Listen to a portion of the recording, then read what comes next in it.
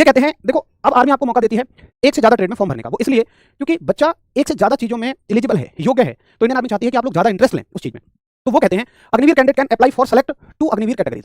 आप किन्हीं 2 अग्निवीर की कैटेगरीज के लिए, और अगर आप योग्य हैं तो एक रेगुलर कैटेगरी के लिए फॉर्म भर सकते हैं। रेगुलर कैटेगरी कौन सी है भैया? Nursing assistant. अगर आपके पास 12वीं कक्षा में बायोलॉजी है तो आप परमानेंट नर्सिंग असिस्टेंट की वैकेंसी के लिए जाएंगे, और अगर आपके पास नहीं है तो अग्निवीर में आप 2 फॉर्म भर सकते हैं। अब देखो 2 फॉर्म कैसे भर सकते हो? जैसे मान लो आप 10वीं पास हो तो आप किस किस के योग्य हो भाई? 10वीं पास साथी जीडी का फॉर्म भर सकता है, ट्रेड्समैन 10th का फॉर्म भर सकता है, ट्रेडमैन 8th का फॉर्म भर सकता है। योग्य तो वो 3 के लिए है, लेकिन अधिकतम कितने भर सकता है? 2 फॉर्म। अगर आप 12th पीसीएम से हैं तब तो आप ट्रेडमैन के दोनों फॉर्म के लिए योग्य हैं, जीडी के लिए योग्य हैं, क्लर्क के लिए योग्य हैं, टेक्निकल के लिए योग्य हैं। तो आप चारों के लिए योग्य हैं, चारों में से कोई भी 2 आप भर सकते हैं। तो वो ऑप्शन आपसे चुनवा लिया जाएगा कहां? फॉर्म भरते समय। अब इसमें एक बड़ा डाउट ये आता है कि भैया मान लो मैंने 2 फॉर्म भर दिए तो क्या मुझे 2 बार एग्जाम देना होगा? चलो ये तो अंडरस्टूड है कि 2 बार एग्जाम देना होगा। मान लो किसी साथी ने टेक्निकल का और क्लर्क का भरा, तो टेक्निकल के विषय अलग हैं, क्लर्क के विषय अलग हैं, तो क्या मुझे एग्जाम 2 बार देना पड़ेगा? बिल्कुल 2 बार देना पड़ेगा। क्या मुझे फिजिकल भी 2 बार देना पड़ेगा? ये बड़ा सवाल रहता है। तो इस बार की भर्ती प्रक्रिया पूरी हमें तो पता है, लेकिन मैं नोटिफिकेशन के हिसाब से आपको बता रहा हूं। सुनिए वो क्या कह रहे हैं, the candidate seeking 2 option will have to fill a form apply for the 2 categories separately. अब देखो एक ही फॉर्म में 2 चुनने के ऑप्शन नहीं मिलेंगे, आपको 2 फॉर्म अलग अलग भरने पड़ेंगे। फॉर्म भरने की फीस 250 रुपए है, 2 फॉर्म अलग अलग भरने पड़ेंगे अगर आप 2 में फॉर्म भरना चाह रहे हैं। However they will be required to undergo only 1 recruitment rally.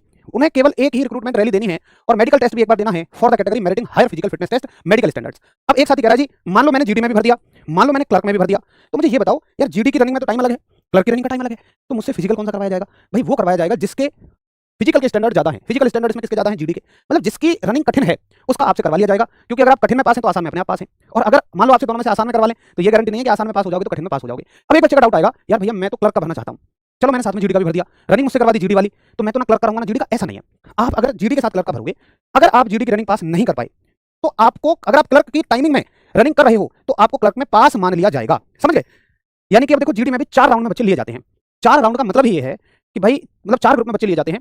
पहले दूसरे ग्रुप वाले बच्चे जीडी वाले होते हैं ज्यादातर, फिर उसके बाद वाले बच्चे क्लर्क वाले होते हैं। तो अगर आप जीडी की रनिंग क्वालीफाई नहीं कर पाते हैं तो उतने ही समय में, मतलब आप रनिंग करके आए उतने ही समय में चक्कर लगाया आपने, तो आपको क्लर्क में ले लिया जाएगा। तो इस बात की कोई चिंता नहीं करनी है, इंडियन आर्मी ने एक बहुत बेहतरीन तरीका इस बात का बना लिया है। ठीक है भाई, तो ये सारी बात हो गई। आगे चलिए, priority of the categories will be filled up by the candidate during application stage itself. अब आपसे पूछा जाएगा कि अगर मान लो एक बच्चे ने दोनों की परीक्षा पास कर ली, दोनों का फिजिकल मेडिकल कर लिया, दोनों में वो सेलेक्ट हो गया, तो नौकरी कौन सी मिलेगी? नौकरी अभी जब आप फॉर्म भरोगे तो उसी में प्रायोरिटी चुनवा ली जाएगी, प्रायोरिटी चुनवा ली जाएगी, प्राथमिकता कि भाई तुम्हें अगर दोनों में सिलेक्शन हो जाए तो कौन सी पहले चाहिए, ये अभी आपसे चुनवा ली जाएगी। ठीक है ठीक है, आगे बढ़ो। एक एक लाइन का अपना मतलब है। Final option will be endorsed bye candidate post completion of the recruitment rally.